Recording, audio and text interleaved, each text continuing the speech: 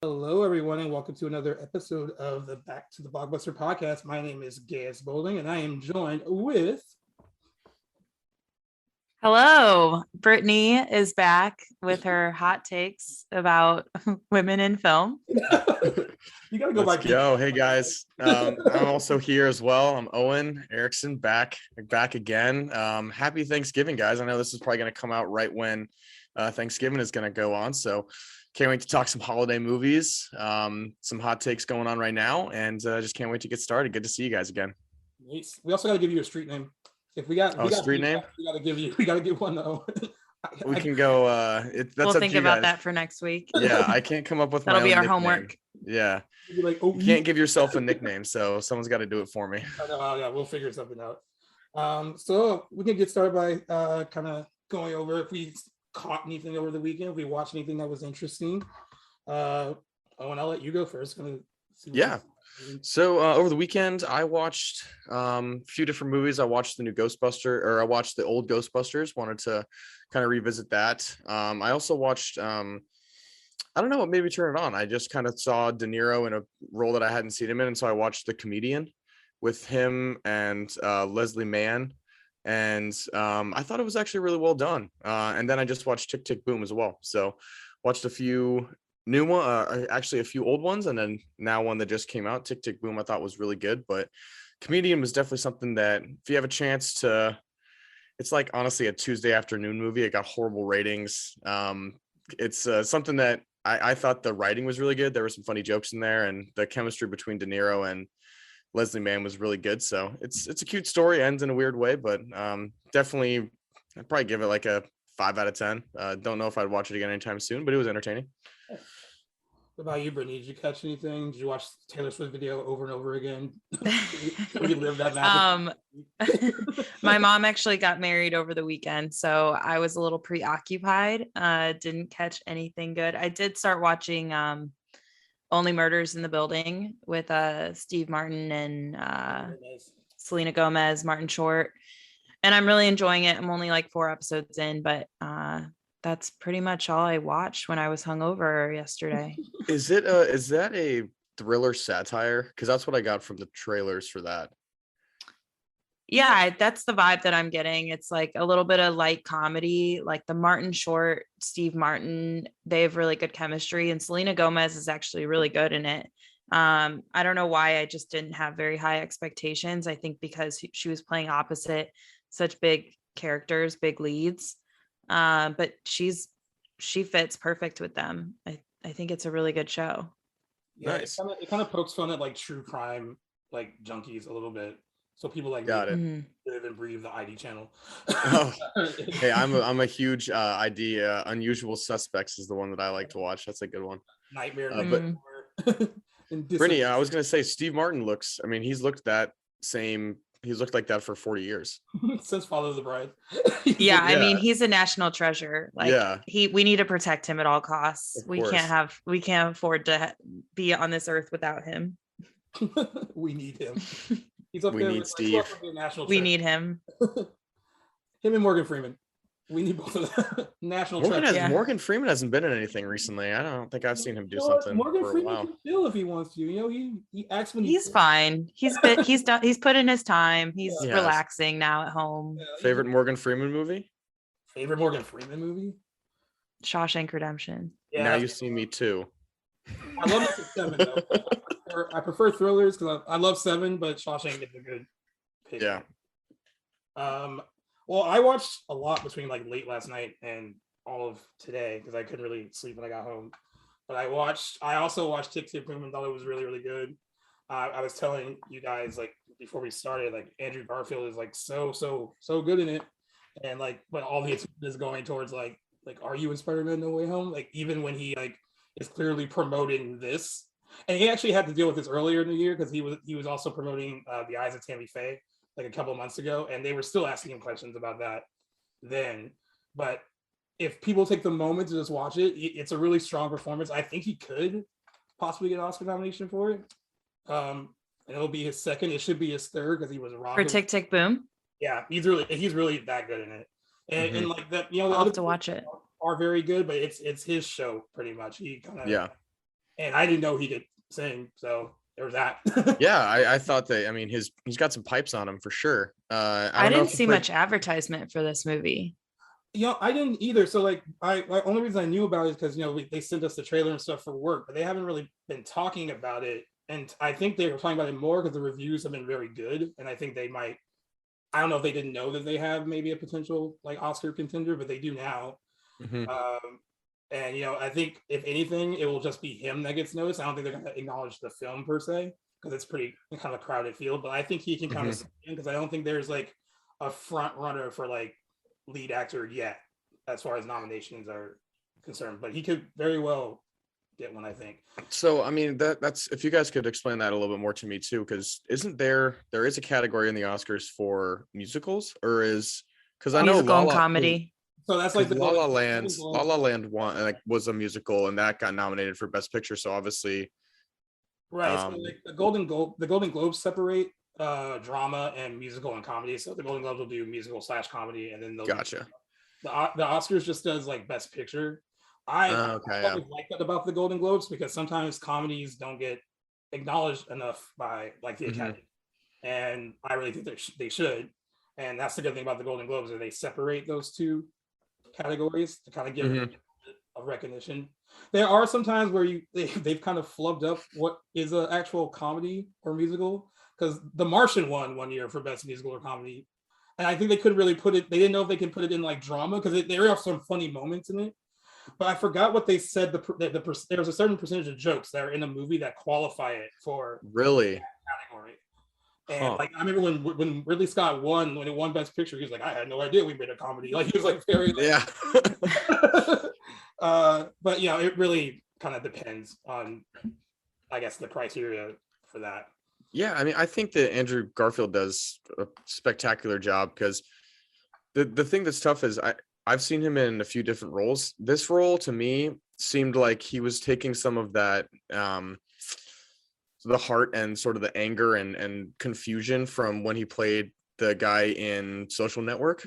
I could see definitely some similarity from the type of character that he kind of drew from there, where he was like, oh, you're taking things away from me and this isn't working out, and why am I getting screwed over? And so I could kind of see a little bit of side by side for that. And I thought Andrew did an amazing job in Social Network. So this was a great sort of second type of movie that I could see. Definitely would watch it again, especially since my family loves musicals. My sister's been in choir. My mom has always grown up singing. So I really thought the music was good.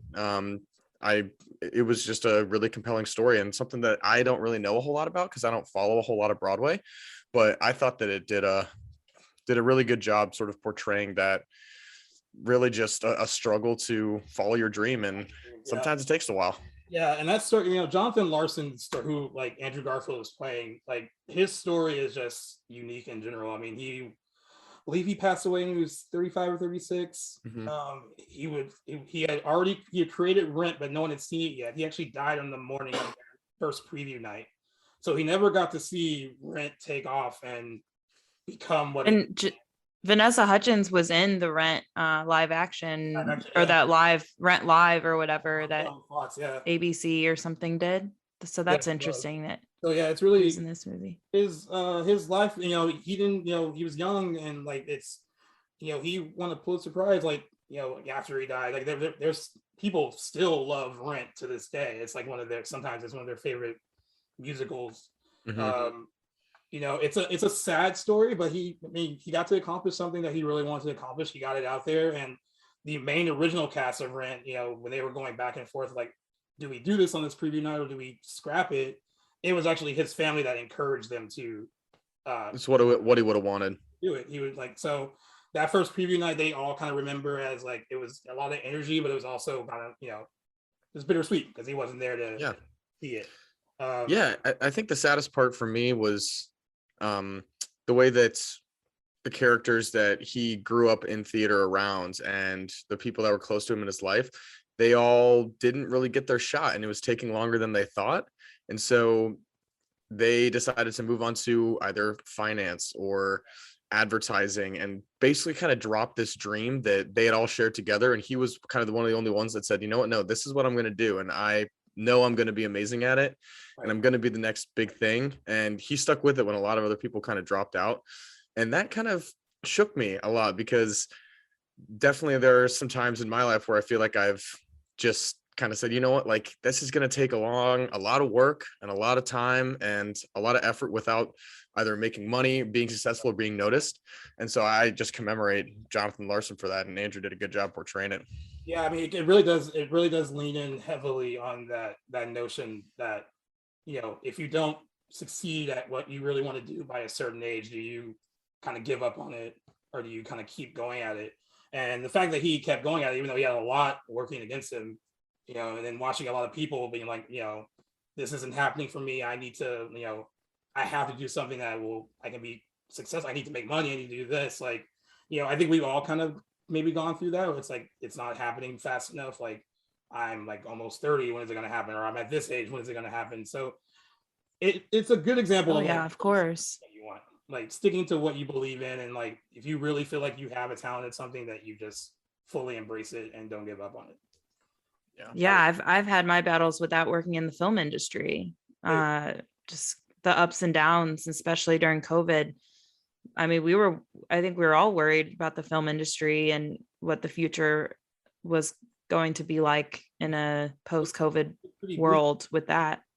It was pretty bleak there for a second. Yeah. when you're watching, I mean, I was worried I would never go to a movie theater again. I was like, this is bad. Like, we of course have an AMC theater at the South Bay Galleria by where we live, and I just remember going to the mall one day and just seeing it completely like vacant and empty was a really bizarre thing. And and then of course they're canceling movies left and right, like rescheduling them. Like nothing really was coming out in theaters, so it was like, when did you recover from this, and can they recover? I think what has happened through the summer is that movie going is not 100% back, but there are people going to movies. Movies are making money again. Yeah. I don't think it'll fully be back to what it was until sometime next year, but like, that's, considering how it was, I think that's a really good thing. Brittany, what did you think of, so obviously working on the production side, did you have an idea of, how is this going to change? And did you have a thought of where this might head? Or did you kind of just think, oh gosh, like this might be the end of it? I mean, I was unemployed for a majority of quarantine COVID world. So I was definitely worried about starting over in the industry, or the jobs were dwindling down, less people were on set, if there was even a set. So I was worried about never working again in my field. I was starting to look at jobs elsewhere. And I went to film school, so I'm like, what do I do now? Wow. Like, what is my next step? Do I need to figure out a new career path? Do I need to go back to school? I mean, a lot of things were going through my head at that time. But now during these film production sets are half the people that they were before, and there were limited spaces before. Right. So you don't even have to be good. You have to just know the right people. And that's how this industry works, unfortunately. If you're not some producer's son, and I want to specify that I said son because women already have a harder time getting a job anyway, then you're out of luck. Like, if you're moving to LA right now to work in the film industry, you better know someone with an N, because it's bleak. Wow. It's definitely a feel where it's like, it's based on who you know. It was already like that, and it's probably even more so because some of these spaces are completely limited now, because it's not completely what it was pre-COVID. But yeah, I mean, like, it is an interesting tie-in, like, like having what you kind of went through, and like, do you stick with it, do you not? That stuff is explored in the movie pretty well too. Like, you have to kind of, I can't wait to watch this movie. I actually really want to watch it now. I think you'll really like it. I the thing is, I was a little surprised that it was, I think, over 2 hours, guys? Yeah. It's definitely a long one. And usually musicals like that, I mean, I can't even imagine being on stage. I mean, theater is something that is so far out of my league, even considering, because actors, and when you're on set, I feel like you have these certain amount of pages of dialogue you gotta remember and you gotta memorize. you have these different stream directions. Maybe you have someone behind the camera who's helping you. I'm not on set, so I don't know, but I just think that having sort of a little bit of a smaller stage when you can have a bunch of things that are different cut together. Gosh, I respect those theatrical actors. I mean, I think a lot of them, like Alan Rickman, they all did Shakespeare and theater. And I mean, that's something that I feel like should be commended twice as much.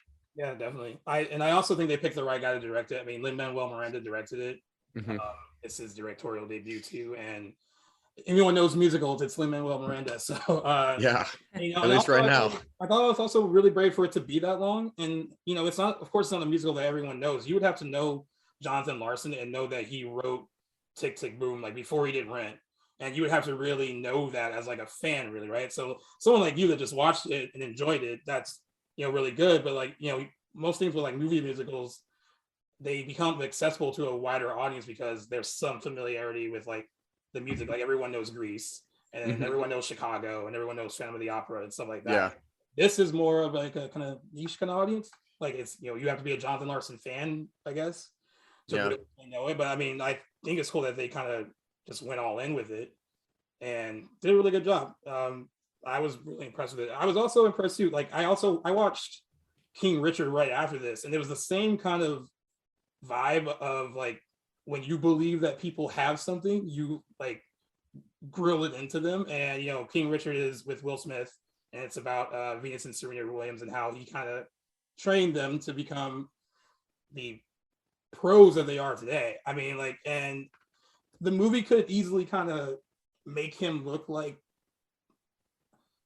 kind of domineering, but I don't know if that's the experience they had with him from the looks of it and from them promoting it too. It seems like it's a very accurate representation of their father, and they really felt that he may have been hard at certain times, but he just believed that they had something very special, and he went for it with them. And they kind of had the odds against them based on where they grew up, based on the fact that they were African American. There's a lot. They didn't have a lot of money growing up, so there was a lot of stuff that was kind of in their way. But like, you know, it was a really fascinating thing to watch. And Will Smith, I think, also speaking of Andrew Garfield too, I think Will Smith gets an Oscar nomination too for this, because he was completely trash. I'm just seeing it get a lot of heat online about it being called King Richard, a movie about Serena and Venus, who are, I mean, the most amazing tennis players in the world, right? And it's about their dad.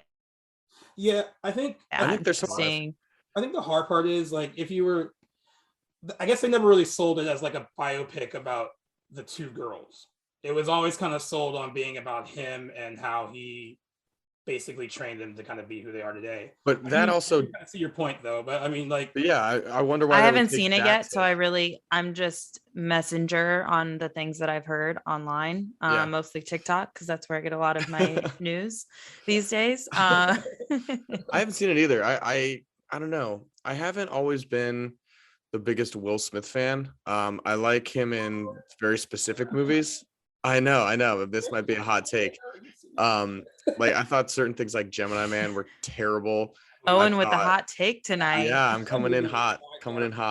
Will Smith hater. I did not say Will Smith hater. I will say, style. How dare you? What did he ever do to you? Yeah. I don't know.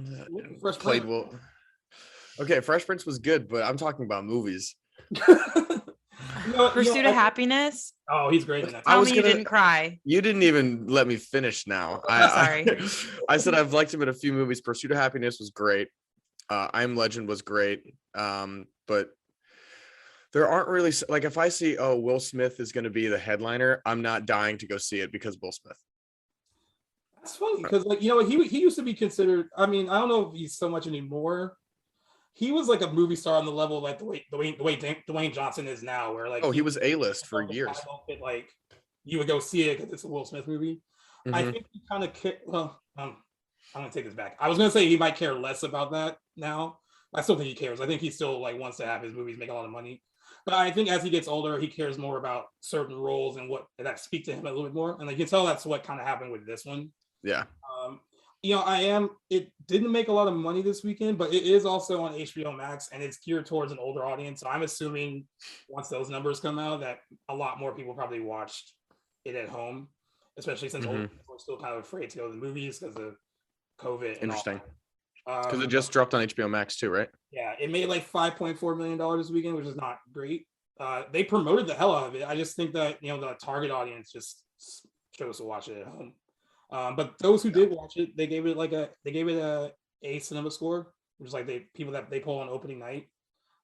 It could continue to play well through like the Thanksgiving holiday. Maybe it'll get extra word of mouth, but I honestly think it's going to end up being watched more on HBO Max rather than people rushing to the theater to see it. I mean, for it to be up against House of Gucci, which comes out this week, in light of the holidays, I think that's going to be tough. Yeah, so that's going to be like the adult movie offering. Like if older audiences are going to go see something, they're going to go see that.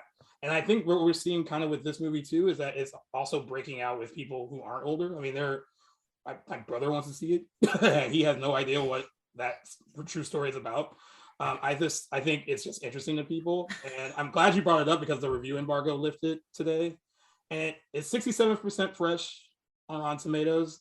That's not great, but it's not horrible either. Rotten Tomatoes lately has really mixed been reviews. Very picky lately with Rotten Tomatoes. Rotten Tomatoes has been really weird lately. And I was actually reading some of the reviews. I don't know what they want. I mean, there's so many movies they're just not giving good reviews for. I'm like, there's so many movies coming out that's like, no, they don't like anything. So like, it's crazy. It's rotten. I'm reading some of the reviews, right? Some of them don't really sound exactly rotten, but they got like a rotten score. And then some don't really sound entirely fresh, but they gave it a fresh score. But the reviews are kind of like all over the place. One reviewer said it was The Godfather meets Hustlers meets The Devil Wears Prada, and it's like the perfect mix of all three of those. They love that about it. Why is every movie review now basically, it's this movie meets this movie meets darker version of this movie? Like, why do you have to? I don't know.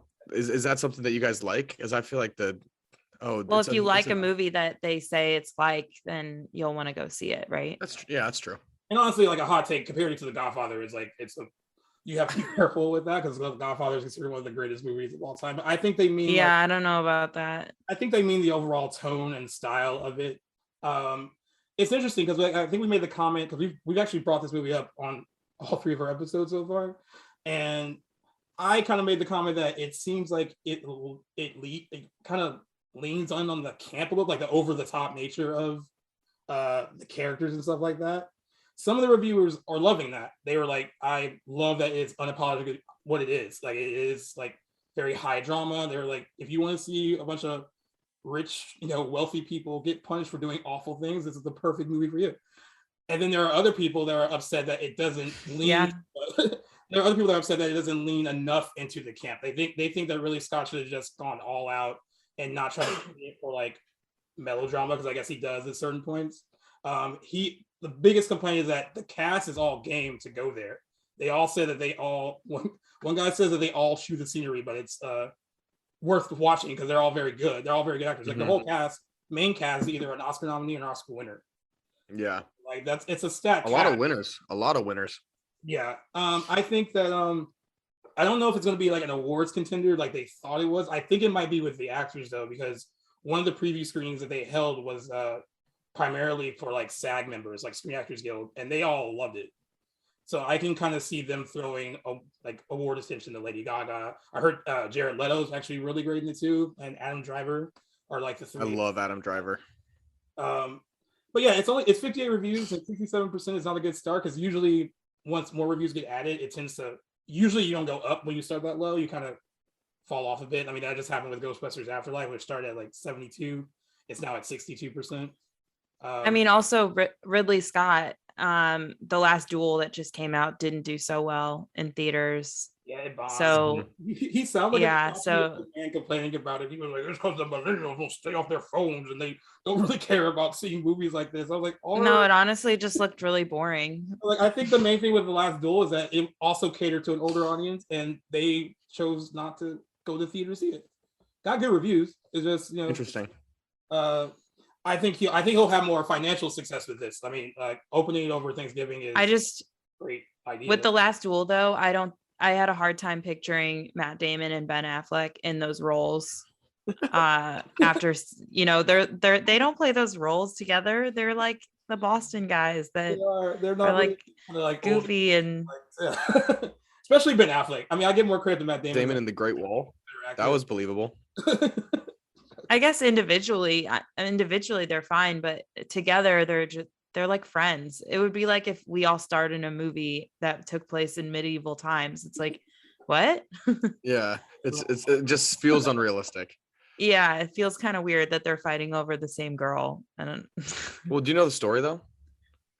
Yeah, I think that they should have casted other people for that. I do respect the fact on that movie that they they both wrote it, and then they also had a female writer who I guess wrote all the stuff involving the girl and everything that happens in that aspect of the movie, which as it should have been.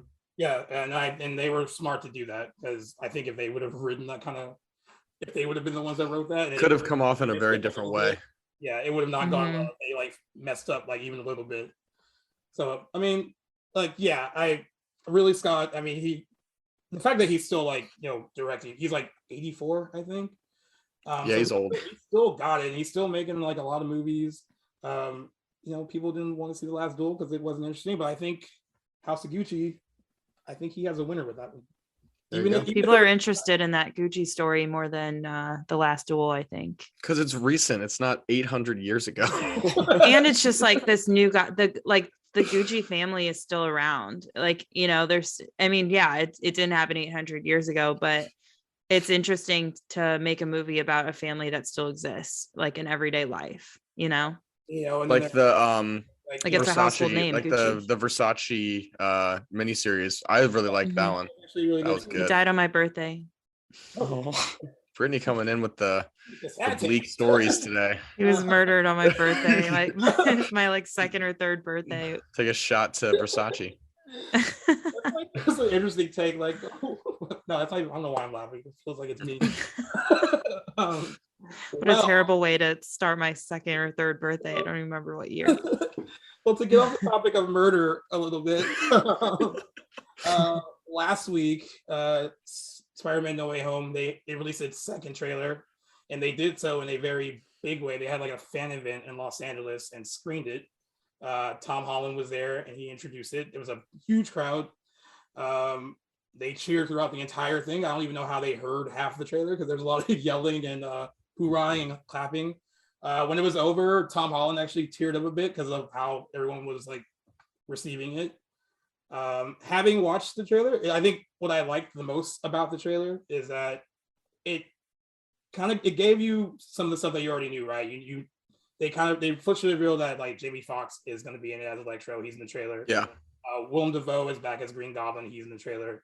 They showed more of Alfred Molina as Dr. Octopus, like more than one scene. He's in several scenes. And then they also kind of showed in some other shots that the Lizard from The Amazing Spider-Man with Andrew Garfield is in it in some capacity, and so is Sam the Lizard from Spider-Man 3 with Tobey Maguire. What they didn't show, again, is what people want to know for sure are all the Spider-Mans. Are all the Spider-Mans in it. The Spider-Man. Spider-Man. So there was no sighting of Tobey Maguire or Andrew Garfield. And then another third one that's kind of not as big as that. There's still rumors that Charlie Cox might be in it as Daredevil. So they didn't show any of that. There is one interesting shot from the trailer that a lot of fans already picked up on, and it's a shot where it's Electro, Sandman, and Lizard. They're all jumping towards Spider-Man, who's jumping towards them. And in the shot of the Lizard apparently gets punched by the wind because his head like turns like he got hit in the face. A lot of people think that the other two Spider-Men are in that scene and they just removed them from that clip. So they want to give it away. But yeah, I mean, do you think like it was smart not to show them yet, or is it building up too much hype that it might not be able to live up to? Or I don't know. To me, it looks like the story is an interesting one, but I just can't imagine how much dialogue that isn't just like the classic Marvel jokes that are funny and keep it lighthearted. Yeah, but I mean, this feels like there's going to be no story development. It feels like it's going to be, all right, so basically Spider-Man has to kill all these people because that's their fate. And that's the story, and that's all it is in the whole movie. So I'm I wondering. think people are really into Spider-Man because all of the films that have been made, at least with Tobey Maguire and Andrew Garfield, are all very well received.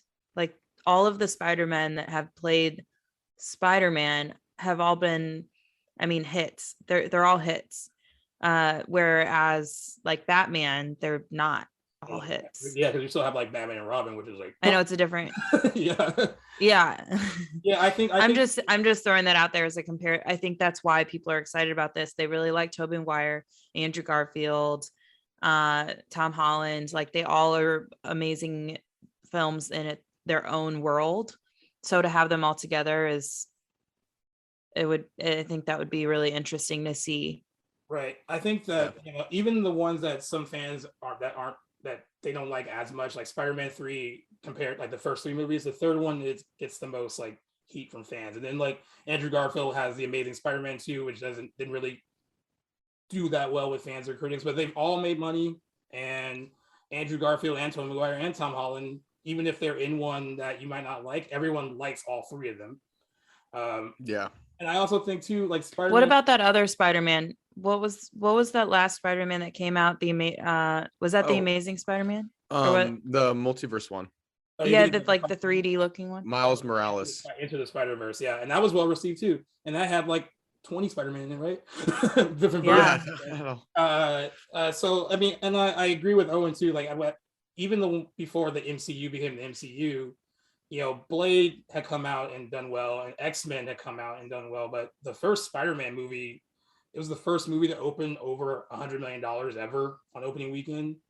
It was a huge success, and I think that's because like Spider-Man is just relatable. If you all kind of go through it growing up, like the whole thing with Spider-Man is just one big metaphor for like puberty, basically. Like I don't understand and everyday guy that gets everyday powers. guy stuff, and then you have all these powers, but then you also have to deal with with all that responsibility. You have to at first he deals with having to go to high school and like. Are you gonna say the quote, guys? I was trying not to. Are you about to? Because with great power comes great responsibility. Thanks, Uncle Ben. Uncle Ben. So he goes through that in the comic books, in high school and college, and then it follows him as he gets older. So I think there's a relatability there, and that's why a lot of people like the character so much. And a lot of people just know who Spider-Man is. Like he's not like I think he's like top two national favorite superhero. I am kind of worried about the hype a little bit because a part of me thinks like all this stuff you're showing in the trailer with all these villains. Like my personal opinion is that I only think Alfred Molina has like a significant villain role, and I feel like the rest of them are just popping up for cameos, and that might make people a little upset if they're not substantially in it. Like if it's just like the last 20 minutes and it's just the last big action scene, and the movie's like over 2.5 hours apparently. Wow. So if that's how they're doing it, if they're just gonna like use all the money shots for like the last 20 minutes, then I think that might upset people too if they're not sprinkled throughout the movie as much. But I mean, once people start seeing it and seeing what the people are saying about it, though, once it's out there, it's out there. So. Mm-hmm. Right. I'm excited to see that. I mean, it looks like the dilemma for him is going to be, well, you're not the person that was my enemy. And because it looks like Alfred Molina is going to be teaming up with them to try and kind of save people. Because it's like, well, listen, like in my world, you did these bad things, but the guy that Tom Holland didn't actually do it. And he's like, I don't really want to kill all these people. It's not my beef, but Doctor Strange is like, it's the way of the universe. And so he's going to kind of come through and lay down the hammer. Yeah, Alfred Molina's Dr. Octopus has a grudge against Tobey Maguire's Peter Parker. So yeah, it makes sense that like, you're not the one that like, that he has you didn't do anything to me. Why would I kill you? Right. And, so many fans like watch these trailers and they just pick like, I agree. The 3-shot where the lizard looks like it gets hit by nothing. That was a good notice because I was like, oh yeah, that does look like they just took 2 people out. Dude, these people have so much time on their hands, man. The people that it's the people that are looking for Easter eggs in this trailer are the opposite of the people that are looking for Easter eggs in the Taylor Swift's All Too Well video. Exactly.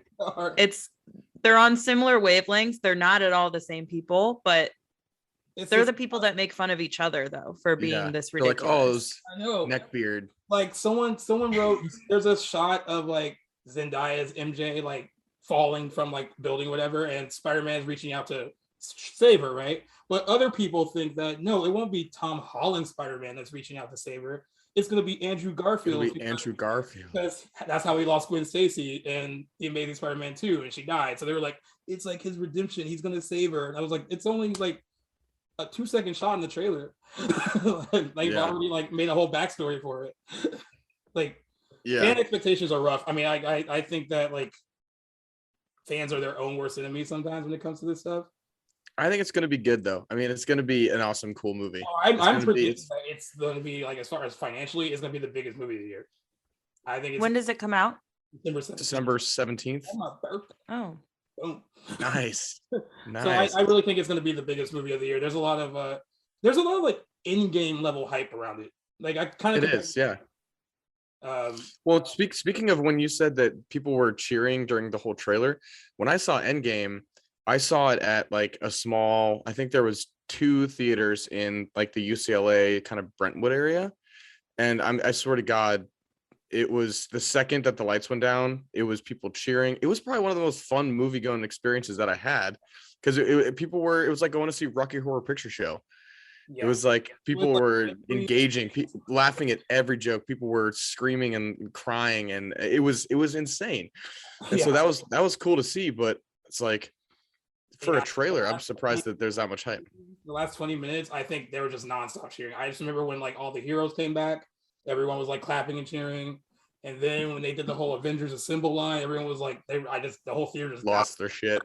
And then you could hear sniffles when like Robert Downey Jr. died. There were people just crying. Like, that was probably the last big movie theater experience I've had that was like that. Yeah. A packed theater where everyone just seemed to love it's total fan service. I mean, like, and we're going to talk about that a little bit with Ghostbusters and stuff, but yeah, fan service works. Like for some people, like give the people what they want. Sometimes that doesn't sit well with people who aren't familiar. They're like, why the hell is everyone cheering? I don't get it. But for the people that love it and grew up with it, like, it's for them. Yeah, totally agree. And I know, Brittany, you wanted to, there was another trailer that you wanted to talk about that, deserves just as much as attention as Spider-Man. I mean, I don't know about just as much, but I was going to try and see the movie because it was premiering at the St. Louis Film Festival, American Underdog. I didn't get a chance to see it, but Kurt Warner was at the premiere of it in St. Louis, which is significant because he was on the St. Louis Rams when the Rams were in St. Louis, and he won them a Super Bowl. And I think his story is going to be really interesting. I'm interested to see how they do this. I saw a trailer, another one recently, a different one, and it kind of looks a little like they have a very religious spin on the situation, on the movie, which I wasn't prepared for. Like they tend to do very well. What was that? It's just like one of those like faith-based kind of movie, like the production behind it. I can see it. I can totally see it. Yeah. Yeah. I thought the trailer was good. Just the football scenes look so fake. I mean, it's very poppy, colorful. Yeah. I think it's going to be more about just obviously like him being. But his story is really interesting, and I think his story has a lot of potential. And I don't think it's going to be like The Blind Side, and I really wanted it to be where it pulls your heartstrings. But I mean, his story is really interesting. He was a football player that didn't ever play, and then he had to they I don't know, the Rams got rid of him, or whatever team he was on got rid of him, and then he finally got pulled back. He was working at a grocery store, so he's got a very underdog story. But I'm interested to see how it plays out. Well, I mean, he's going to be, I think he's already been in Hall of Fame. He's already in there right now. So, because he's been out of the league for more than 5 years. But I think the story is going to be really good. It's one of those things that there's another quarterback, Doug Flutie, who they played Canadian football. They played arena football.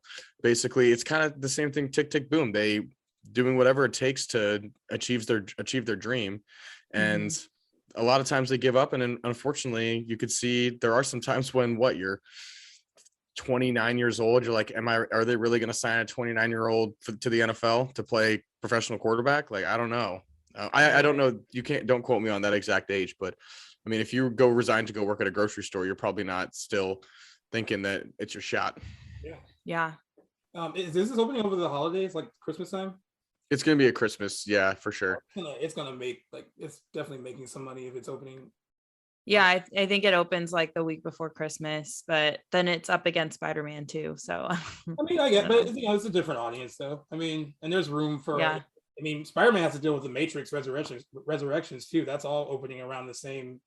That's a very different crowd. Very different crowd. I will say though, I'm a freaking sucker for football movies, more so than any other sports movies. Like I know The Blind Side was so good, and it's so hard to make like such a good movie like that, you know, where it just so hard on cliches, right? But I love all those cliches. Like that's why I think a lot of people love those movies, especially if they're about like an underdog, and you're like, you know, I love Friday Night Lights and like Any Given Sunday, like Varsity Blues, but that's more of like a team movie than a football movie. but like they all kind of have that same kind of like you kind of feel what they're kind of going through, that kind of, especially when it is about like an underdog. Like it's hard not to get invested and want to see. See, I like the baseball movies a little more. I think baseball is easier to film than it is to do football. I think football is so high paced that there's a lot of things that it's hard to really get that realism out of a football movie, because I don't know. That's just my opinion for that. So baseball movie, I like Moneyball, The Rookie, all those other ones. 42 is a good one. 42 Jackie is Robinson, good. about Yeah. not with Jackie about Jackie Robinson. They brought him back. Yeah, I mean, like I feel you though, because like a lot of people like Field of Dreams, and like, you know, that they also in their own right do very well. I mean, like, but I don't know what it is about football movies that does it. Like, remember the Titans too? Like, oh yeah, okay. Well, remember the Titans. Longest Yard. So good, and like, they're also like I used to get crap because they're like, man, you like hate cliches. I'm like, I know, but like they work them perfectly. Yeah, they know exactly how to like make you go like, oh come on, I hope they win. Yeah, I mean, The Longest Yard. Speaking of remakes. Oh yeah. Should we get into Ghostbusters? Sometimes they can also be funny too. They can be like that. With baseball, there's like Major League, and like there's some funny ones too. But yeah, I really, you know, that movie opened up the holidays. I think like even competing with all those other movies, I think that especially with the faith-based crowd, like those movies tend to open really well, and they kind of quietly do very well. They may not be like out of the gate like right away, but they kind of have a steady following of people that go to see them. I just have such a big crush on Zachary Levi. I think he's so cute. That's why you want to see it. That's exactly why I want to see it. I think he's so cute. Did you like Shazam? It was okay. It wasn't my cup of tea. It wasn't my cup of tea. They're making a second one for that one. Yeah, I mean, I think it's an interesting take on like Big, like the Tom Hanks movie. Yeah. I thought it was good. I thought it was not trying to take itself too seriously. Yeah. It was like a light superhero satire. I guess like a lot of people I know that didn't like it prefer their superhero movies to be like darker, I guess. Dark Knight. But these are also people that say they like Marvel movies, and Marvel movies tend not to be that dark until like there's like high stakes, right? They don't get like dark until like Infinity War or Endgame. And Logan. You can argue that's not really dark, it's just more serious things happen to like some of the characters, but like Shazam was very light and fun, and like some people don't like that in their comic book movies, but like they all can't be made the same. Everyone can't be Batman. That's what comics are all about, though, man. That's what comics are all about. Yeah, they all have a different. Well, some comics. And kind of like still in the comic book world a little bit, and just casting news. Delroy Lindo just got cast in the new Blade. They haven't really talked about the new Blade much. Mahershala Ali is Blade. That got announced in like late 2019, and then didn't production get pushed back for? I think it got pushed back, and then like also they were looking for the right writers and directors and stuff. No word on who Delroy Lindo is playing, but like he's had like a pretty good resurgence in the last couple of years. He's been in a lot of movies recently. Yeah, and but yeah, I thought that was like interesting. That there's been no significant like casting news about it except for Mahershala Ali, and then finally they did this. No one knows who he's playing yet, but Mhm. I think a lot of people are just impressed that they can get someone that has like, yeah, he's a veteran. I mean, he's really like, he's been in the business for a long time, and like it kind of shows that these He's movies so good. He's really, gonna be really good in it. yeah. And I'll like, say when I looked him up to see some of the other movies that I might have seen him in, I didn't recognize a lot of them. So I recognize the actor, but I don't really recognize a lot of the other movies that he's been I in. think he won Best Supporting Actor for Moonlight. like so I was That- like, I could be wrong about that. Mahershala Ali did. Oh, I was thinking of Delroy. I love Oh, Gilroy did okay. a lot of stuff. Like yeah no he worked with Spike Lee a lot. Um, he's been in a lot of mainstream stuff that people kind of forget that he was in. Like he was in Gone in 60 Seconds, and like he's been in, he has consistently like worked throughout his entire career. But the last couple of years, he's been in like stuff that kind of got awards attention. He didn't quite make it to the finish line with some of those roles, but it kind of gave him a bit of a resurgence in the last couple of years. yeah. Now he's gonna be cast in a pretty big Marvel movie, and but the other casting news I was interested in because I think it's just cool that they're going to be working together again. Jonah Hill got cast as Jerry Garcia in the Grateful Dead biopic that Martin Scorsese is doing. That's gonna be awesome. That's good. I mean, like you guys all know that they've already worked together with Wall Street. Martin Scorsese is another director who's like he's 79 and still cranking out movies. He's doing one Left and right. Yeah, he's this is going to be on Apple. I think it is going to get like a limited theatrical release so they can qualify for awards. Good. It's the second movie he's doing with Apple because he's doing the Flowers in the Attic with Leonardo DiCaprio, and that's filming at the moment. And when Apple first came out, I didn't really want to get it because it seemed like the only thing they had was the morning show. But they're starting to come out with a lot of these movies that I'm gonna have to invest in it because there's a lot of stuff that I really want to see that's coming out on Apple or has already been out. Theatrical acquisitions have been really good. I think even more so than some of the Netflix stuff. I mean, like I know like they haven't really had like huge like TV hits. Like the morning show is probably their most significant one. I don't know if you watched the Jason Momoa show C, but I know it got renewed for a second season. And Ted Lasso though. Oh, Ted Lasso. That's a good example. Like so they have that, but they really leaned in hard on like working with like good like Scorsese and like yeah. I mean, with this Jonah Hill and Scorsese thing though, I mean, I don't know if you guys have heard the story about Jonah Hill begging, like he practically was begging to be in Wolf of Wall Street. Yeah. And so it's cool that now he's working with him again, and he was able to almost like prove himself to Scorsese. He was like, yeah, I told you I'm okay. I'm good. What's the story of him begging? Was he, I know Leonardo actually I think he took a pay cut so Jonah Hill could be in it.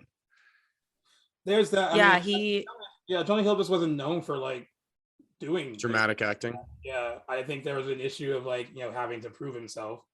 Do you really think you're going to cast a guy from Superbad in your he had done Moneyball right before. He had done Moneyball before that. Yeah, he had done that. Yeah, so like, I think that I feel like Scorsese likes to work with certain people, right?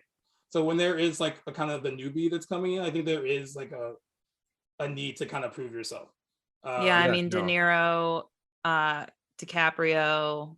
Yeah. Jonah Hill now. Joe Pesci with like Goodfellas and Casino. Joe Pesci. But the stories. Who's the other guy who was in Goodfellas? Gosh, what is the guy who Ray Liotta? Ray Liotta. That's what I'm thinking of. Yeah, he was did a few of them. I mean, and then the people that do prove themselves as Scorsese, like the stories are always interesting. Like Margot Robbie's audition for Wolf of Wall Street, I love that story. Like she kind of went all in on Leonardo DiCaprio, and he wasn't ready for it. She kind of got a little rough, physical with him. Yeah, she really slapped him. Him. He wasn't like ready for it. He was not happy about it. And then Scorsese was like, "She's the one." He's like, "That's exactly what I was looking for." Exactly. Do it again, harder. Well, because I mean, that's exactly the kind of character they needed in that role, was someone who could basically put him in his place. She was a firecracker in that, and she proved that she. And at a young age, I mean, she was young when she got Wolf of Wall Street. Like she, like early 20s. She had a similar story with Will Smith when they did Focus. Like they didn't entirely get along that well in the beginning because she kind of was like trying to build this kind of like antagonistic like chemistry with him, and it took him a while to warm up to her. He eventually did, and they did Suicide Squad after that. But like Mhm. she like seems like she's the kind of person like I love the fact that like she's a beautiful girl and everyone knows that, but this is someone that's really leaned in on all the talent that she has. And I think a lot of people acknowledge that a lot when it comes to her. Yeah. She's probably one of the Mhm. better actresses in her like kind of age bracket.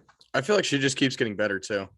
Yeah, I wish she was in Tarantino's the Hollywood movie. I wish she was in it a little bit more. I think Mhm. he didn't utilize her as to her full potential. Yeah, Yeah, I agree. apparently there is a super long cut. Margot Robbie said there is one that exists of that movie. She did a lot more in it. I guess she always felt like because a reporter asked him about that, and he got really rude with the reporter at the time, saying that basically you have her in it and she doesn't really do much. She's just kind of standing around. She doesn't really have like much of a part. And he kind of like went in on the reporter, and she interrupted and basically was like, I got to kind of live in Sharon Tate's shoes for a bit, and I felt like I was an integral part of the story, and she actually is. If you watch that movie like again, like closely, she's kind of the heart of the movie, even though she's not in it a bunch.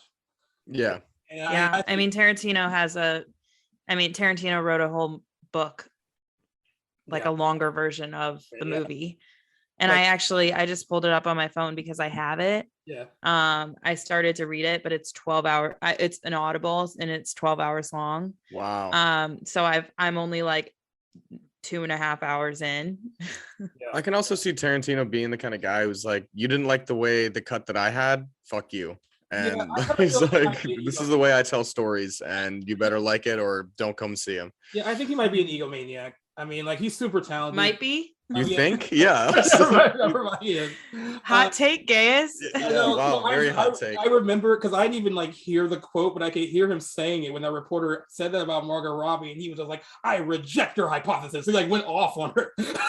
Like, I have a story that I quote unquote met him once. I stalked him outside of Once Upon a Time in Hollywood.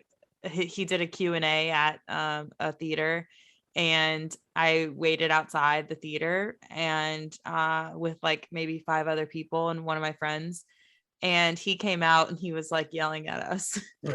He was like, "I'm not taking any pictures. It's not my job. It's not my job to take any pictures." And I have a video of it, but yeah, he was so rude, and that was all I wanted. Like, I didn't want him to be nice to me. Yeah, I knew he wasn't going to be. The experience. I got the full Tarantino experience. Yeah. I will say, to his credit though, because like that the comment that the reporter made about her at the time, he has written very strong female characters. Like he like stuff like Kill Bill and Jackie Brown. Like he has them in a lot of his movies like front and center. So Yeah. I think that's why he kind of reacted to like, how dare you? He is like the biggest cinephile too. Like he has seen every movie ever made. And so he's done his homework on characters, and he's written characters so well. He's so good at it. Yeah, no, I totally agree. Writer. Yeah. I mean, I have certain feelings about him personally. I just think he he's an egotistic maniac with a foot fetish. But I think that's why he's so successful. I mean, he wants the exact shots. Like if he just directs and then doesn't open his mouth, I would be like perfectly okay with that. Like once he like starts to talk, I'm like, this is why certain people might not like you as much. But super talented filmmaker though. But it's also one of those guys that if you get invited to read for a Tarantino movie, you're saying yes. Oh yeah. Even if you maybe don't really like him as a person, you're going to go to that read. Yeah, he's one of the I kind of list him as one of the rare directors that I don't think has made like a bad movie. Like you might like some more than like you might. This isn't as good as this, but like they've all been really good. Like, but he's also a director that doesn't. He's about quality, not quantity. Right. He's not making a ton of movies, and he's only made what, like 11 movies in his lifetime, or I think there's like a number. The last one, so he has one more. Yeah. And you know what? He keeps throwing out like, I might do like Kill Bill Volume 3. I might do this. I might do that. I don't know what he wants his. He's got a billion scripts written. His study probably has amazing ideas that any director would say this is genius, but he says, yeah, maybe I'll hold off on that. And does he like? Yeah. Inglourious Bastards was written like a long time ago, and he wasn't even finished. He couldn't finish the ending or something like that, and he held off until it was like good and ready. He's like, let's kill Hitler. Yeah, he's one of those people Love that it. he writes his own stuff. I mean, the one thing that he wrote that's based on something else is Jackie Brown. It's like a no more Leonard novel. So usually, he leans in on his own stories, which kind of Yeah. tends to be the best. Like that's some people will say that Jackie Brown, like I love Jackie Brown, but some people think that's like the lesser of his filmography, and that's because it's not based on like his original idea. It's based on a book, but it still has It's the lesser known, but it's Yeah. still really good. yeah, like that one it a still lot. has a Tarantino aesthetic. Like it is a Tarantino movie. Because guess who's in it? Samuel L. Jackson. Yeah, his muse. He's just like Scorsese. He finds actors that he works really well with, and they have good chemistry Yep. off camera, and he can direct them in a way that Yep. makes sense for him and the actors. And Samuel L. Jackson loves working with them. I mean, I think it's interesting because Samuel L. Jackson has worked with Spike Lee a lot and Quentin Tarantino a lot. Spike Lee famously doesn't like Tarantino much because Tarantino, has wrote characters that use the N-word a lot. Samuel L. Jackson has been one of those characters a lot. And Mhm. Samuel L. Jackson's basically been like, whatever, he grew up in the hood, he can do it. Like he almost has like a hood pass. Like it's like leave him alone. And he's like, it sucks because these two people that I love as directors, like they'll probably never like Meet and get along. But like he said he's had to have talk with Spike. Like, you need to calm down. Like whatever. And he always writes himself a character that gets to say the N-word. Yeah, he does do that too.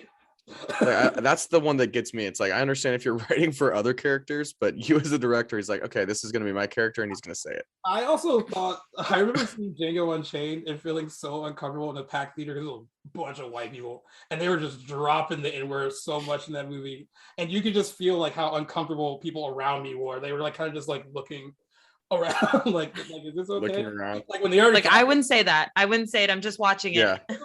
I like the movie, but not because of that. Yeah, like when Leonardo DiCaprio was saying it a bunch, I was like, is it okay for Leonardo DiCaprio to say this? Whatever. If I were an actor, actress, I would have such a hard time acting, like doing that. I would not want to say that. Yeah, I think I could see you like right before you start shooting, like, just remember this is the character. This is not how I feel. Yeah. I'd be canceled so fast. I literally just watched an SNL skit that they did where they make fun of the performances and the auditions for 12 Years a Slave, and and like white people coming in and they're like, all right, I really want you to just really just dive into the character. Here's your script. And the guy goes, I'm not reading that. I'm not gonna say that to you. Can't say it. Yeah. It was funny. Well, so that's not the main focus of this episode, but Ghostbusters Afterlife came out over the weekend. Made $44 million, is number one. It's 2 million shy of what the female reboot made in 2016. But the key differences there are like budget. Like this new one cost $75 million to make. That one cost 144, and that was even before marketing costs and everything. So wow. A lot of people are saying that this movie is going to revive the franchise because like the last one didn't, and we'll get into that a little bit. Even Ghostbusters 2 is considered, at least at the time, I guess like time has been kinder to it. Like some people like look at it differently now, but even that movie was considered like a failure at the time it came out. And they were saying this, I watched it today. It's 100% fan service. It's like, it's made for people that love Ghostbusters. And that's the reason why, I mean, it has a 62% on Rotten Tomatoes, and like the main complaint from critics is that it leans too hard on nostalgia. Like one reviewer said that the movie is just a constant, like, oh, look at that over there, that's from the first movie, or oh, look at that over there, that's from like the second one. So that's what they kind of felt while they were watching it. But if the intention is to win back fans who were upset by the last one, then they did, because it has a 96 or 95% audience score. It got an A- cinema score, so the fans really enjoyed it. I can talk. We'll talk about this a little bit more. I'm not like, I don't worship at the altar of Ghostbusters like other people my age do that grew up with it. I think it's good. I just don't think that it warrants all the fan obsession that is attached to it, which kind of turned very ugly when they did the 2016 film with all the ladies. And it reminds me of like a little bit of the Star Wars thing a little bit, where people are they're too invested in it. And like they almost like take ownership of it. It's like it's theirs at this point. I hate that. But like, you know, like it is like a lot of people love it. A lot of people, there's fans of it still. Like people still consider Ghostbusters one of the best comedies ever made. I don't know if that's how I feel. I think it's good. Um, but this new one very much is like, you know, because the Jason Reitman directed it. His dad directed the original. His son directed this. You can just really tell that like it was almost like a love letter to what his dad made in '84, and a love letter to all the fans that, you know, were hoping for something that made them feel what they felt when they saw the first one. Again. Is anyone from, I know Bill Murray's in it. Is anyone else from the original cast in it? The new one? Sigourney. I think Sigourney Weaver's in. Weaver, Dan Aykroyd, Ernie Hudson, Annie Potts, who played the secretary. Yeah, they're back in a significant way. We'll talk about this a little bit. Like the reboot brought them back, and some of them were only in like throwaway cameo roles, and that royally pissed off fans of the movie because they didn't really utilize them much. But they're utilized. It's like a passing of the torch in this one because the young cast is really set up to be like they're going to be this next generation of, you know, if they continue to make more. Now I don't know if you can continue to make more with that because like the idea for people is still they love the original cast so much. I don't know how much people will want to see these movies without even a hint of like Bill Murray or Dan Aykroyd or some of the other guys. That's clearly what they're setting up. They're setting up like reviving it and using the younger cast to kind of continue the story a bit. I watched the original one yesterday, and I don't know how I felt because I'd probably seen it 2 or 3 times growing up, and this is the first time I probably watched it in, I don't know, 5-10 years, and I didn't laugh. There were some things that I remembered that I thought were funny. I couldn't tell, like, I know Bill Murray was in it, but honestly, about 15-20 minutes in, I couldn't remember if this was supposed to be a comedy or if it was supposed to be more like, oh, this is just a fun story, like a family, like action adventure. And so I didn't know what kind of angle they were trying to go for. And I kind of disagree with you, Gaius, where you said like, and maybe this is just the whole fandom too, but the fact that they can call it like to reboot the franchise, like having just 2 of them made in the 80s seems like that doesn't constitute a franchise. I feel like the one made in 2016 was just a remake. Right. And now they're trying to say, okay, well, Ghostbusters is like this, like they're trying to make it a Back to the Future or a like another sort of franchise that I'm so surprised to this day that it even existed. Right. Like, so you mean like they're like carrying into these big iconic franchises from the 80s, like it gets lumped in with the only reason I would actually disagree and call it a franchise is because it did something that only one other movie before it had done, which was Star Wars. It was selling merch. It was selling toys, and it because before Star Wars came out and they started selling action figures and toys and shirts and all of these things. And that was only the second time that they thought that Star Wars was a fluke. They were like, oh, this is just a really big movie. People want to buy stuff with Star Wars on it. And then Ghostbusters came out and they did the same thing with that. And they sold the t-shirts and everything. And they realized that it wasn't just a fluke, that this is a really good way to make more money off of a movie. Have that song. Okay, the song slaps. That song is like brilliant cross promotion. Like it was. I agree with Brittany. It was like it was the second movie of its kind to really do that whole like, you know, we're not just selling a movie. This is selling like a whole product of merchandise. I think it's interesting that you said like this, or like Star Wars they thought was a fluke. There are some people that were reviewing the new Ghostbusters that, since the second one is not that well received by most people, and then the 2016 reboot, even though it got decent reviews, like I guess I assumed that movie got awful reviews in hindsight. And when I looked it up, I was like, it's 74% fresh. So like people liked it more than they liked the second one. Mm-hmm. But I kind of this one reviewer thinks that they got very lucky with Ghostbusters, and it was a really good one movie idea that they've tried to stretch out across sequels and it just hasn't quite worked. I thought it was interesting that Ghostbusters is really big here. It's not nearly as big overseas like some of these other like big IPs are. it Yeah. kind of has like its own like kind of niche here. It didn't really break out the way that most movies like that do. I kind of agree with that. Who said that? It was like lightning in the bottle. Like Yeah. it was the right cast. The writing was pretty solid for that time. There hadn't been anything like it. I think that all the people working on it, like Bill Murray, Dan Aykroyd, Harold Ramis, like they all were excited to be in it and do it. Yeah. And they had a really good idea. And the first one is more irreverent than like the sequel. If you thought like this one was like, oh, I can't tell if it's like a family movie or if it's supposed to be this or that. The sequel is more kid friendly, and that's what even Bill Murray. That's what they were trying to go for. Yeah, Bill Murray didn't even like. Bill Murray doesn't really, because he's very honest. He doesn't really like the second one. None of them wanted to make. None of them wanted to do it. Yeah, none of them wanted to do it. They were like, and you know what? One idea. Bill Murray actually liked the reboot with the female reboot. Or remake, I guess. He just said it cost too much, and he was like, "It's ridiculous. They spent too much money on it." That was really his only critique on it. And actually, Paul Feig, who directed it, he kind of co-signed on that. They had to do. There was some stuff with reshoots and effects that the studio wanted. Yeah, it cost them like $40 million in reshoots. Yeah, Holy the studio shit. wanted more effects heavy. It was a Sony project though, Yeah, so you know how Sony be interrupting sometimes. Yeah. And they wanted a more effects driven movie. Paul Feig said that his original idea for it was less about that. You talk about like the practical effects and stuff like that. He wanted more of that and less of this like CGI extravaganza, and that's what they turned it into. There's no reason that reboot should cost $144 million to make. yeah. And the thing that the hot take that I want to say just briefly about the remake, the all-female remake, is that you have to consider the year that it came out. It came out in 2016.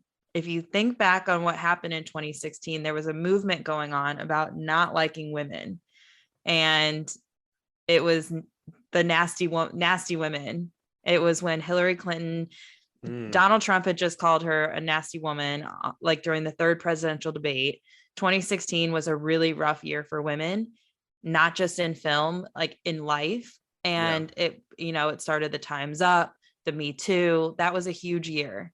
So for a remake, a comedy, that was a remake of a male-driven comedy back in the 80s, and to be remade in 2016, it was like doomed from the get-go. I think that too. That's a great point. They had a tough time like right from the get-go, like just when they had the idea and people were saying it out and seeing it on the posters. Because Paul Feig is a great director. He did Bridesmaids. He did Freaks and Geeks. He's directed a lot of episodes of The Office. He's a very well-known director in comedy. He's really good with comedy. Like he's a really good like comedic director. Do you think that's like the year when we saw comedies start to take a downfall? Because at this point, we don't see a lot of big budget comedies at all anymore, especially they've been going to streaming. Yeah. Like they don't like theatrically, there hasn't been like a huge comedy in like a while. Yeah. Because like, I guess it's a tough sell. I think it's crazy because like, what was it, 2005? That's Wedding Crashers. That's one of the biggest movies of that year that came out. And then now you can't even like get anyone to really greenlight one like theatrically. They usually just go to streaming now. Anything Judd Apatow too, Knocked Up, Superbad, all of those movies. I thought it was interesting I didn't know this, so I looked it up, and this is just how angry I guess fans were. And I'll let you guys decide if it's because they were just really upset that it was just all ladies, or were they just upset that they were rebooting Ghostbusters. But can't wait to hear this. It's like I said, so it says on the first day of its release, the first trailer for the film collected 12,000 likes and 13,800 dislikes from YouTube viewers, which according to Adweek made it one of the most polarizing in recent memory. By May 2016, the movie came out in July that year, I believe. The trailer, on my birthday, the most disliked film trailer on YouTube, with 280,000 likes to over 1 million dislikes. Wow. This is before anyone saw it. So they were actually talking about how like there was like review bombing on YouTube, on IMDb, and even the Rotten Tomatoes audience score before people even saw it, to kind of ruin its credibility by saying like it's awful and rating it 0 or doing stuff like that. I think IMDb and Rotten Tomatoes have changed that a little bit. Like you have to verify that you see, like you can't, like they're not going to let you vote on something on Rotten Tomatoes. Something you haven't seen. Yeah, like you won't be able to do that a month before a movie comes out. And before you could just be like, hey, it's 0 because I think so and so sucks, and like Yeah. that, and that's what that movie like had no chance from the jump, and From the like, start. and there are some people that like are like, well, some guy who I was like pulling stuff from like the Wikipedia page, and he said that it was more like it was a gimmick rather than something that needs to be done. So did you really need to remake it with all women? Did you do that because it was necessary to the story, or Do we need to remake it with all men? yeah, I mean, like, yeah, and I wonder if No. if they just remade it with like an all dude cast and they didn't bring back any of the original people, It would have gotten just as much hate. The Actually, same maybe director of the original Ghostbusters produced the remake. he has a Like, cameo. his name was on Yeah, it. he has a cameo in it. Yeah, I mean, they all Yeah. kind of put their stamp on it. I It's think not like this came out of nowhere. yeah, Yeah. they all put their stamp on it, and like everyone involved supported it. And then The like Ghost production company that they created produced it. yeah, That Bill Murray and people created yeah, to have final approval on these Ghostbuster anything spinoff related to Ghostbusters. right. Is it called like Ghost Co or something? Ghost Production Company, I think. Yeah. Yeah. So I mean, they all signed off on this movie. So like it's I don't know. interesting. It just brings me back to like, does this movie? I don't understand maybe it's just not my generation. I don't know, but I still don't get the hype. I don't know why they needed it could have just been one of the great movies of the 80s, and then they made like a non-successful sequel. Right. I just don't understand the whole hype with it. Even after just seeing the original again, I was just like, I don't feel the need to kind of want to watch it again. I thought the music's catchy and it's fun to reference it, but to me it's a movie that you should reference and not continually try and make into a big franchise. Yeah, I mean, I think it's also a big example of since the original cast and crew didn't even want to do it, the second one. It's just an example of Columbia Pictures like, well, the first one made so much money. The second grossing film of '84. And They offered him so much money to keep doing it. This was a movie. It was like they called it one of the most significant like pop cultural phenomenons like of its time. Like the way it kind of like it opened to it opened at $13 million its opening weekend, and it was able to make over 200 million domestically. That's movies don't play like that anymore, where like they are long and can have that kind of staying power. It was #1 for 8 weeks. It was oddly enough knocked off the top spot by Purple Rain, so Prince came in. Wow.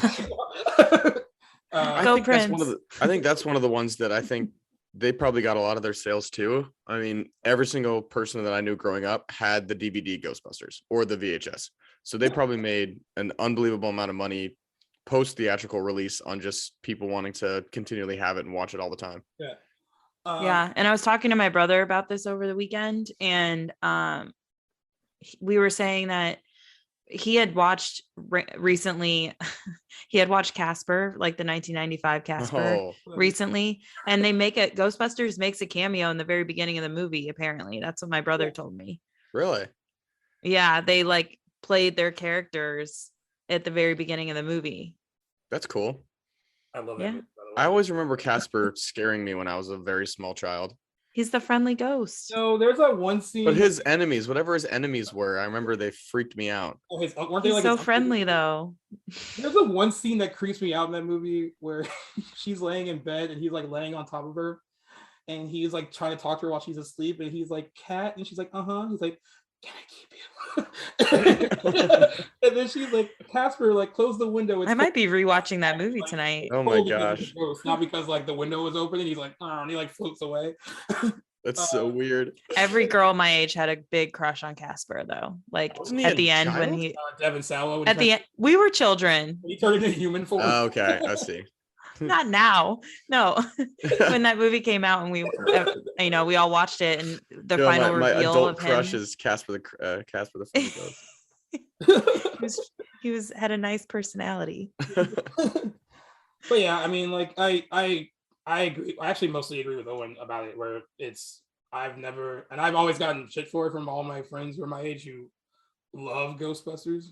Like I said, I think I like it. I mean, it was a time where these cult classic movies were coming out in the 80s. I mean, we have all of these cult, like our parents grew up with like some of the best films of the 80s, John Hughes, and it's just, I think that it was at the time, it was such a cult classic. Right. I think anything Bill Murray touched at that point was going to be a success anyway, especially after Caddyshack. I mean, him and Harold Sigourney Ramis Weaver too did was like Stripes. And, really big then. yeah, everyone was just on She a was hot coming streak off, at that point. Sigourney Weaver was coming off like Alien and Aliens, and then she did that.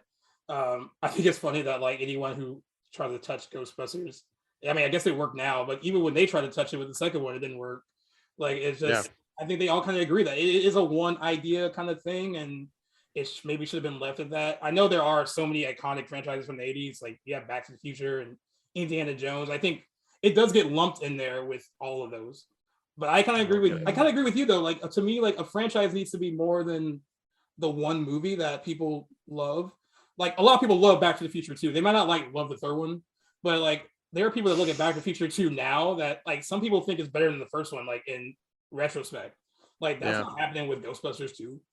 No one's like, yeah, it's better than the first But one. also, I mean, a franchise is, I think that a franchise also is, Ghostbusters is being franchised because it's being continually made over again, or like a new spinoff. But Back to the Future, that was a trilogy, and now it's done. And people are saying like Bob Zemeckis is basically saying if you're never going to direct anything else while I'm still alive. Like, I think we already talked about this on the last podcast, but it's maybe it's not a franchise. Maybe it's not a franchise just because they all not being done again. The director, writers, they all agreed that they would never let anyone remake Back to the Future or make another one.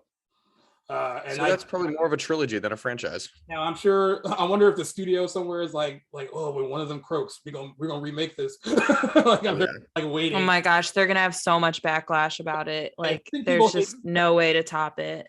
I hope fans shut it down. I think fans might try and shut it down.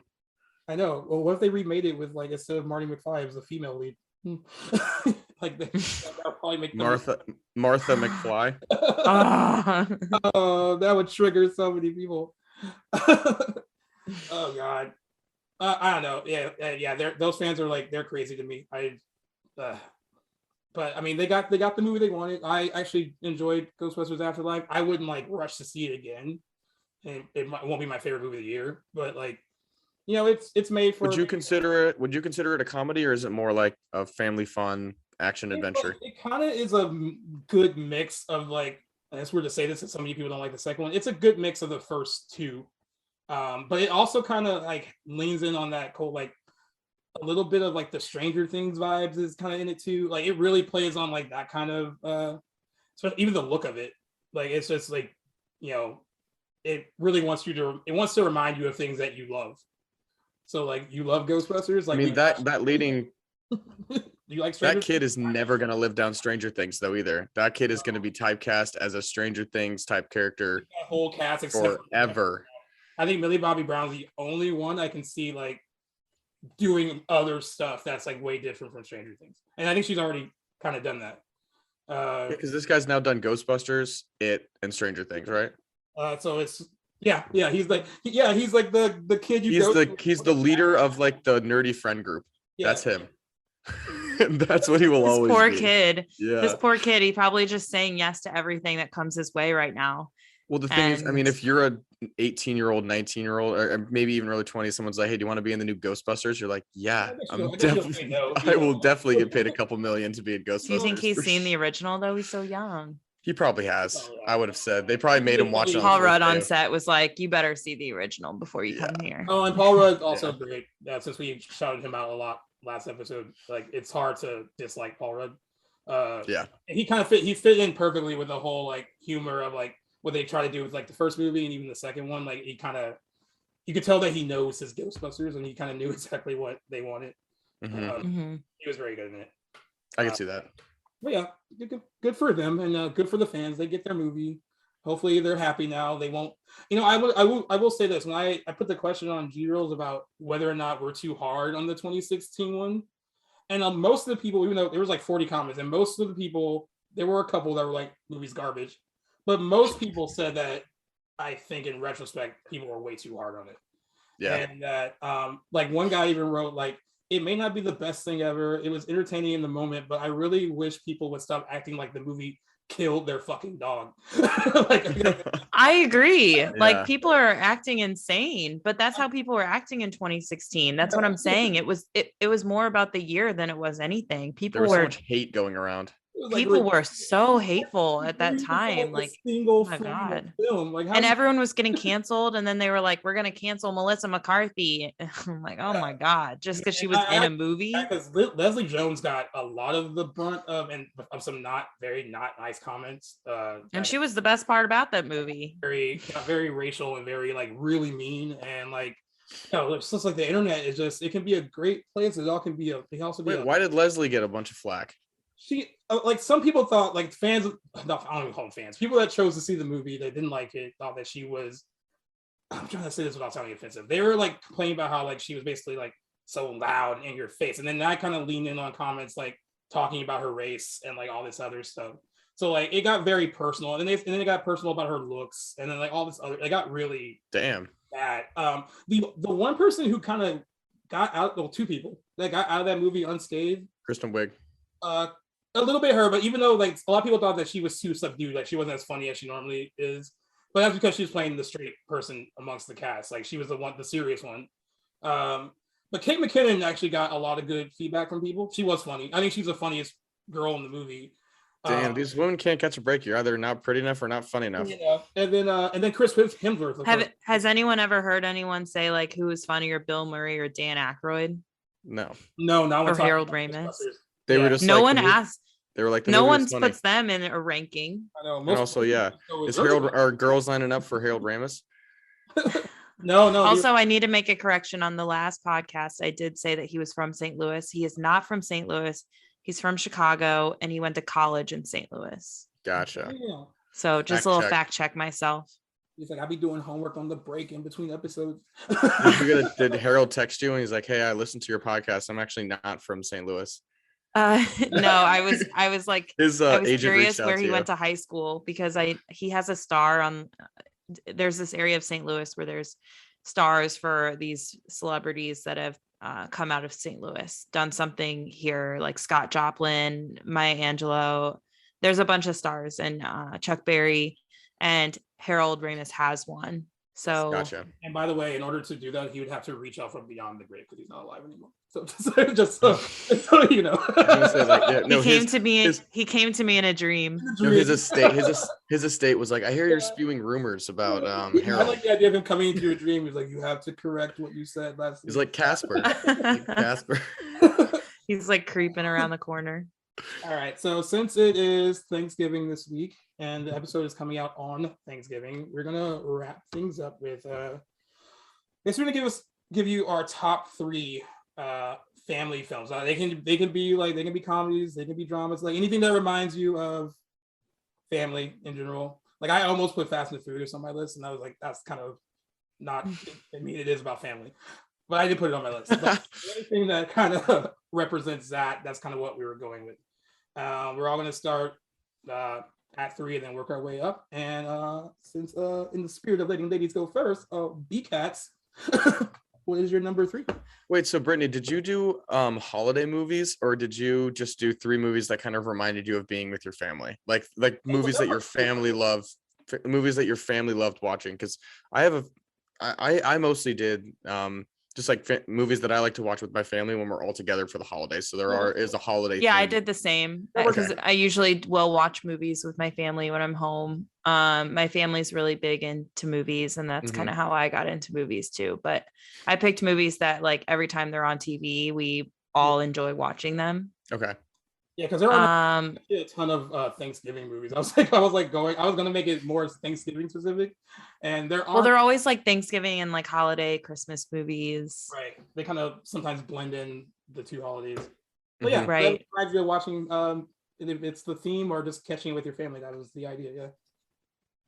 Yeah. So I put Silver Linings Playbook as my number 3. Just because every time it's on, it's like this quotable movie that's like, it's so it's just so disastrous. I mean, it's such a good movie, but it's like, it's just a train wreck. The entire, like the whole thing, you're just watching people just like become disasters. And it's just being around my family sometimes in the holidays, it can feel like that. And I think we all really enjoy that movie. I think Bradley Cooper should have won an Oscar for that. He got nominated, but I think he should have won. It's Didn't so Jennifer good. Jennifer won for that one, right? Jennifer Lawrence did, yeah. It's such a good movie. I mean, it's the end scene with the dance scene is remarkable. It's so incredible. Yeah. It's well acted and well written. It's a really solid. I haven't watched that in a while, actually. It's on Netflix. Because I haven't really watched it since it came out. It's so good. Damn, I so wrote a thesis paper on it in college. Damn, that really speaks a lot to me, Brittany, about the kind of you and your family obviously like a lot of these thought-provoking movies that kind of have, or maybe just kind of have like a darker spin to it. I'm not saying that Silver Lining is super dark, but there's just like some very tough topics, especially when it comes to like mental health and other things like that, that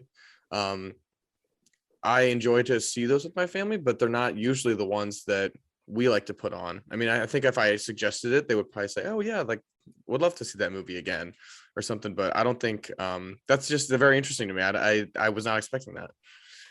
Yeah, I mean, I grew up watching these thought-provoking movies with my parents. We would have movie nights like every weekend. I remember the first time I watched Crash. This is just a side story, but I watched Crash in like 4th grade. And I remember going to school and telling everyone that I watched Crash, and that movie is not kid appropriate. No, It's like not at all. And I was like talking about it with like everyone I could. I was like, I got to watch an R-rated movie. I got to watch Crash, and just like bragging about it. And my teachers were like, maybe you shouldn't talk about that. So cool. You were so cool. Probably still one of my most uncomfortable movie theater experiences ever. It's just a heavy movie. Crash. It's a lot. It's just real heavy. And I remember I had to rewatch it as an adult to understand why I wasn't supposed to watch it as a kid, because I didn't get it. So many, it makes a frequent list, usually a lot around Oscar season when people talk about the worst movies to win Best Picture. I don't agree with that, because I actually love Crash, and I think I was the only one that cheered when it won Best Picture, because it wasn't supposed to. It got released way early in the year, and that usually is when like they usually forget about those movies that come out in like May, June. It's all the movies that usually come out in like November, December that get the most attention. And that was the year of Brokeback Mountain, and everyone was like, Brokeback Mountain is going to win, because it did. Oh, I didn't realize that was the same year. Yeah, it was winning almost everything, and then like come Oscar night, they were like, no, Crash.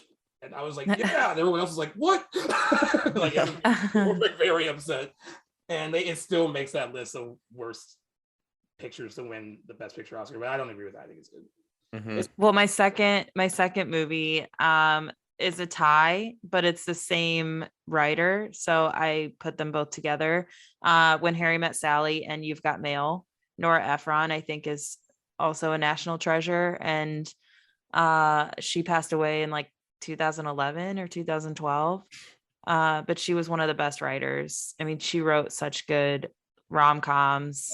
She was really good. She knew the formula well. Yeah. Yeah, she was a journalist. Yeah. She was a really talented writer. How do you get through watching the fake orgasm scene with your family? I guess I'm used to it now. Yeah.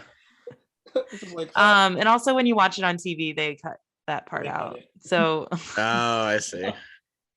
It's so good though, like the writing in both of those movies. Like a movie like that, it's a really funny scene.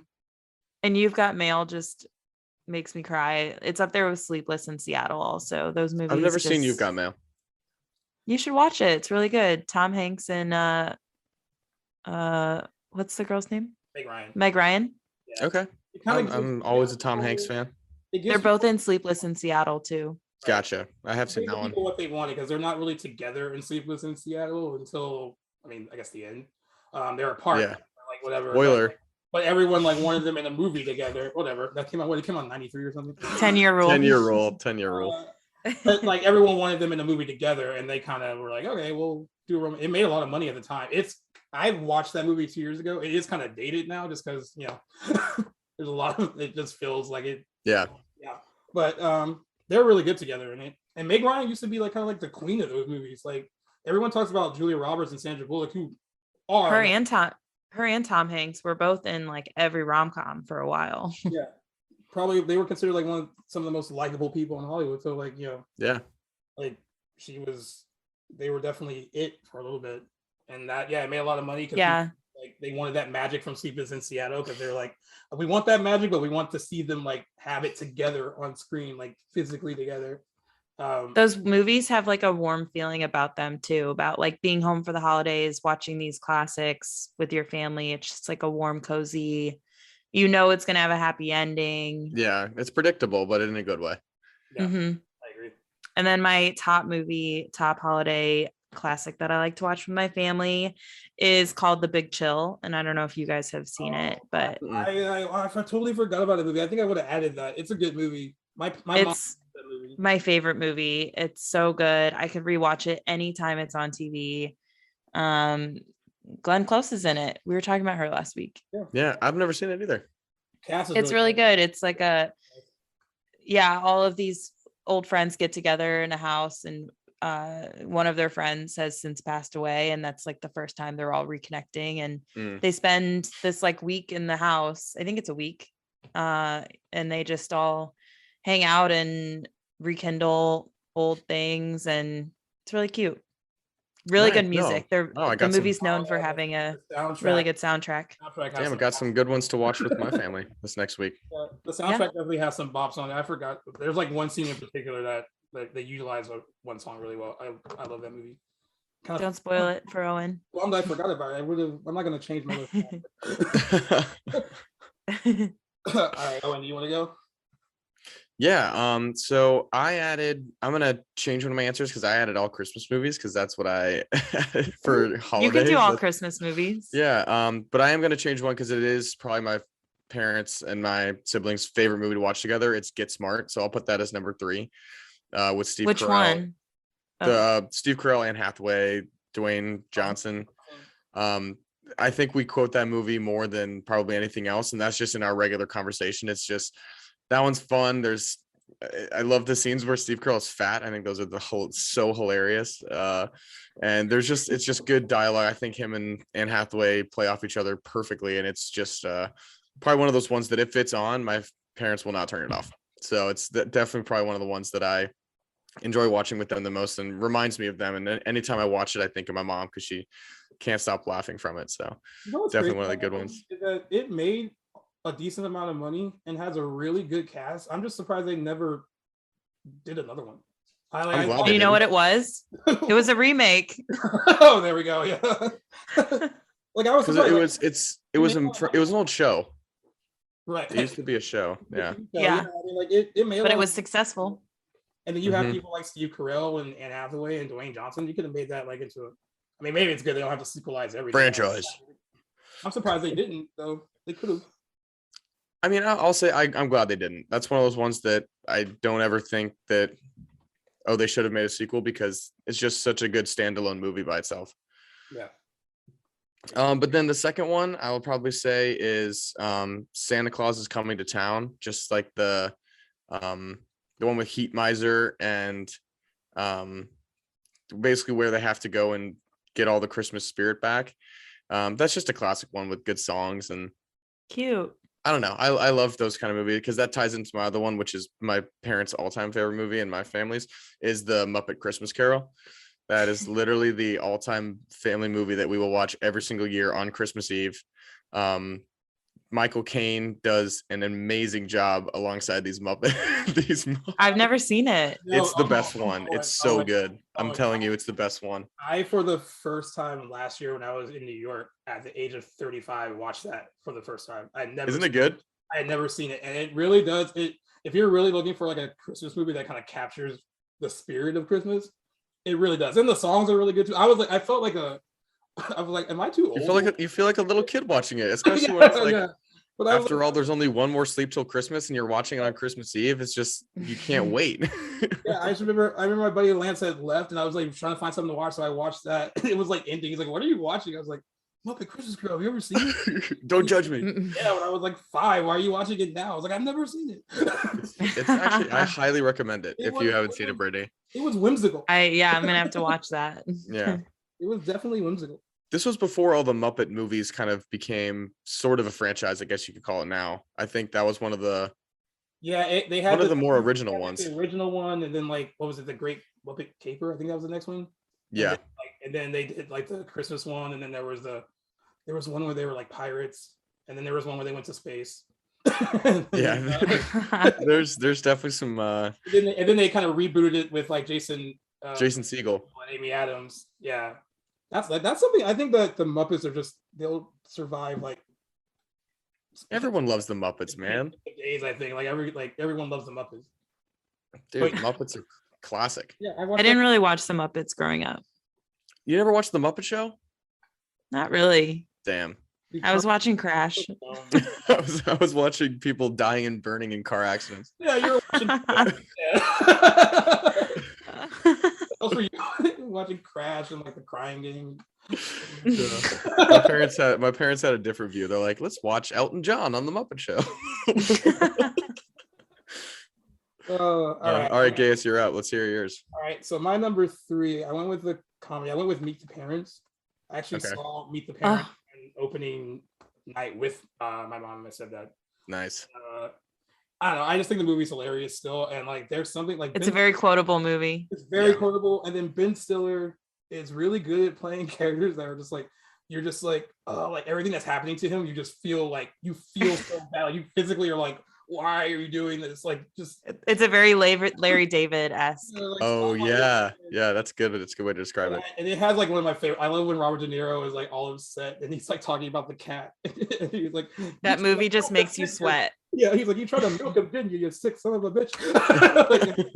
I have nipples, Greg. Can you milk me? Or when was it the brother that like when he hears his name, he's like, wait, your name's Gaylord Fokker? And he like goes off on a tangent about it. Oh my god. Name. That's a classic. Yeah, it's hilarious. I mean, I'll like Meet the Fockers is funny too, but just because like I kind of think it kind of repeats the same beats as Meet the Parents, it's not as. It's a money grab. And don't even get me started on Little Fockers because that wasn't good at all. But Meet the Parents was very good. Little Fockers. That's just such a fun. I still can't believe they. It's such a funny premise that like people can just relate to, and it's just comedy gold. Yeah. Yeah. The second one I have on here, it's more of a it's a Christmas movie, I guess. But I do watch it every year with my family. The Holiday with Cameron Diaz and Jude Law. It's so good. Oh. And Kate. You mentioned this when we talked about Jude Law. You said, "Have you ever seen The Holiday?" Yeah, it's so good. It shouldn't be good. You know, and I can even say that it might be like 20 minutes too long. But you know what? Whatever. I will let it run because it's the end is worth it. It is worth it. I actually dig the premise of it. It's like because I think sometimes with romantic comedies like that, there's a lot of cliches in all of them. But I kind of dug the parents. Like, I mean, I even watching the movie, and like I talk about this with my mom a lot after we watch it every year. I kind of get more and more after I watch it, the Kate Winslet, Jack Black thing. I didn't get it at first when I first saw it because I was like, they seem more like buddies than like be romantically linked. But like, it's that whole concept of like, the funny guy making you laugh, and like that's kind of what he does for her. Like, and he's so different from the guy that she's so like broken up over, like at the start of the movie. And then Jude Law and Cameron Diaz have like awesome chemistry in it too. Like they pretty. Also Jude Law, so Brittany's in. Well, and it's directed by Nancy Meyers too, and she's like Nora Ephron. She's up there with like she makes just rom-com gold. Yeah, Nancy Meyers. I always love Parent Trap. I love the Nancy Meyers. If you guys ever watch Brooklyn Nine-Nine, you guys ever watch that show? Yeah, I've never seen it. They just have a character who's very to the books like scary, like it's a very strong woman role, and she's like a badass detective and like basically doesn't smile at all. But then they finally find out in some later seasons that she's the biggest Nancy Meyers fan of all time, and it's just so funny that this sort of straight by the book, like scary, tough character is just Nancy Meyers is the best, and I will never just like loves Meryl Streep. Yeah, exactly. I also think it's kind of interesting too with that movie is that you only really have Jude Law and Cameron Diaz together, and you have Jack Black and Kate Winslet. All four of them don't share like scenes together until the last scene of the movie when they all kind of meet up at the end, where she's with Jack Black and he's with Jude Law. They do have the connection of like Jude Law is Kate Winslet's brother, and like there's that. But like they don't like all these four big stars don't really like gets all And Jack Black doesn't play the serious roles like that. So yeah, he wasn't so like he kind of has like a couple moments where he does like Jack Black stuff, but like most of it he's like the stuff he goes through when he finds out his girlfriend is cheating on him. Like I thought that was like he did that really well. Like he is good at kind of like dialing it back if he wants to. Yeah, they were like at Blockbuster. Yeah. I love Jack Black. They were. That also dates that movie. Huh? Yeah. And then my number one, I actually went with The Perks of Being a Wallflower, which so it's that whole I kind of went with it because there's that whole concept of like, you know, family isn't just always like the people you're related to, like sometimes you're from your family. And that movie kind of has a lot of that running through it. You have like a freshman kid who has no friends, and he meets these two seniors that kind of like take him in and take him into their group, and like that's kind of like his coming of age story is like getting to know them and becoming friends with them, but then also having to deal with the fact that like he's a freshman, they're seniors, they're all going to eventually they're going to leave that year, and if that are those connections still going to still be there. And there's Paul like Rudd's in that movie too. Yeah, there's other it's such a beautiful movie, and it really jump started Emma Watson's career after Harry Potter. Yeah. Kind of show that I think I've only seen it a couple times. I really need to revisit it. Yeah, it's and then there are parts of it that get kind of heavy, like well, not actually not kind of like really get heavy towards the end. Once you really know heavy. Once you know that everything that what Charlie's gone through, but I still think like the overall message of it is like really positive because like you know they help him grow up.